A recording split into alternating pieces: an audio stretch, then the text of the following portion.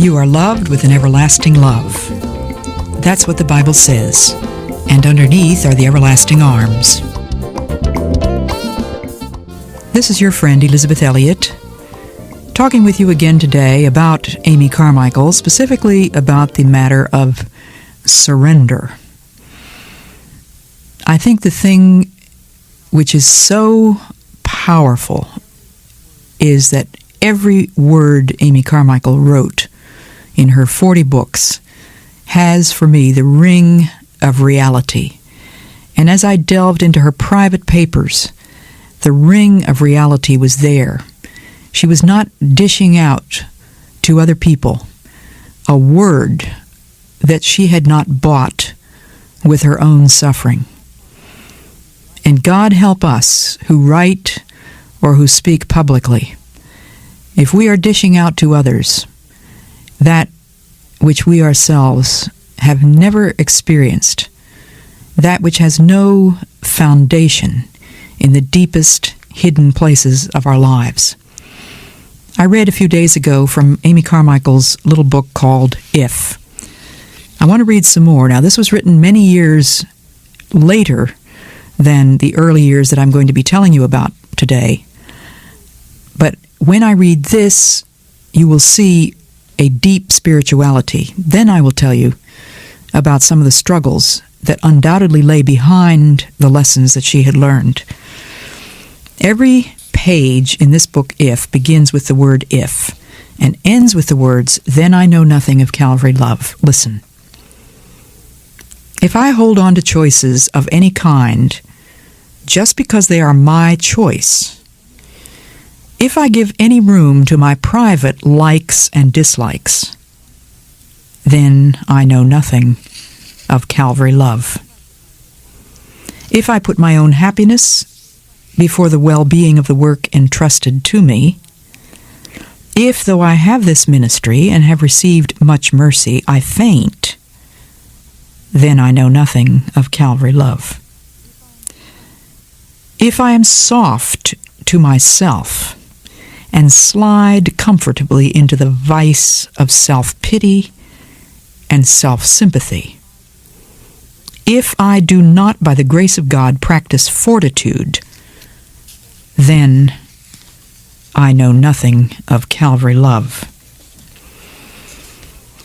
I told you in my last talk about Amy's call to the mission field, but she agonized over leaving her widowed mother and a dear old man, Mr. Robert Wilson, whom she had come to call the DOM, with whom she lived.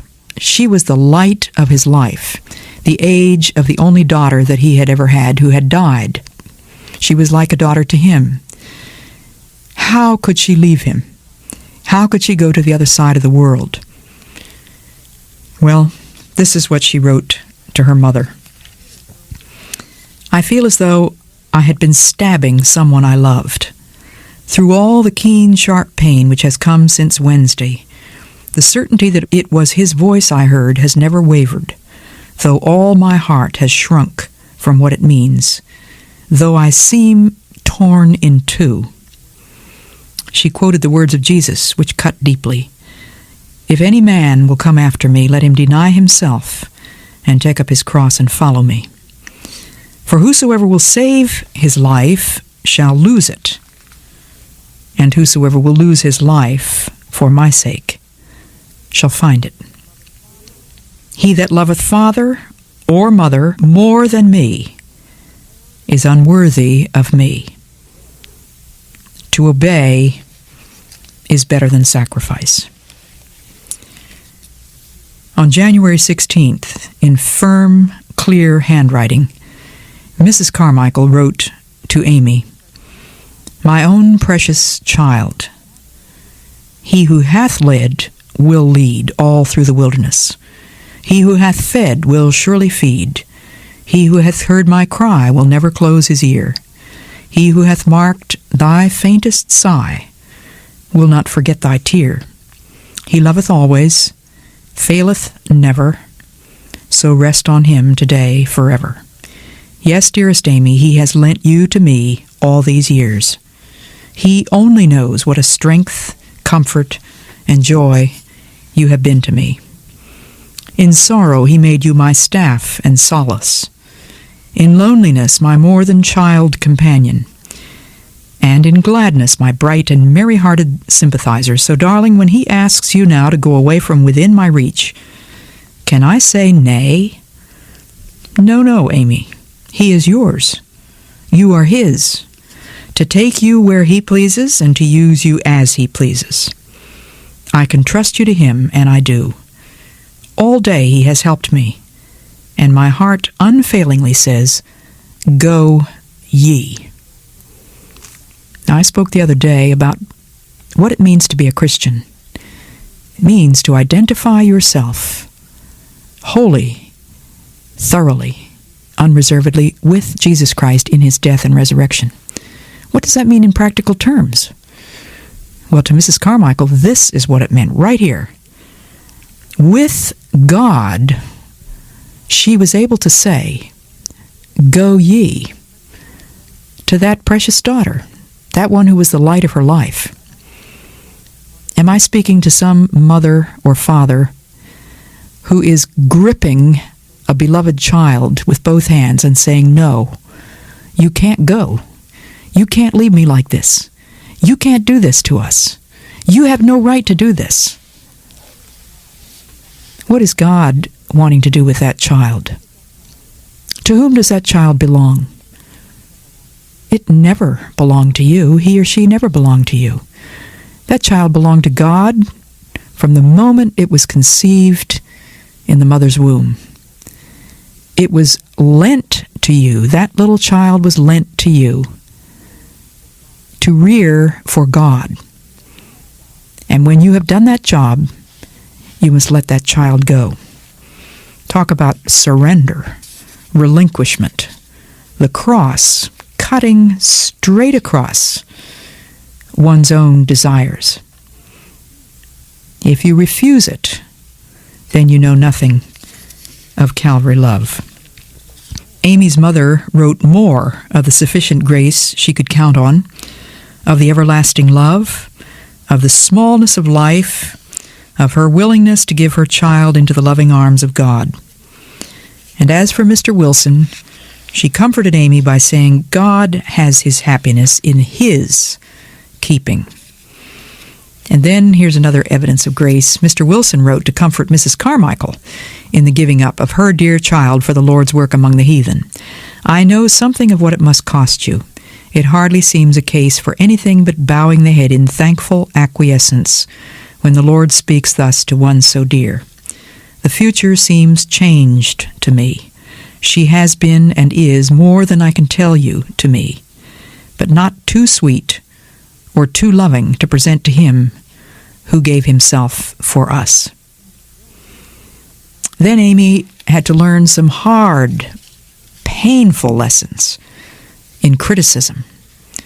She was criticized by Mr. Wilson's sons for leaving their old, sickly father.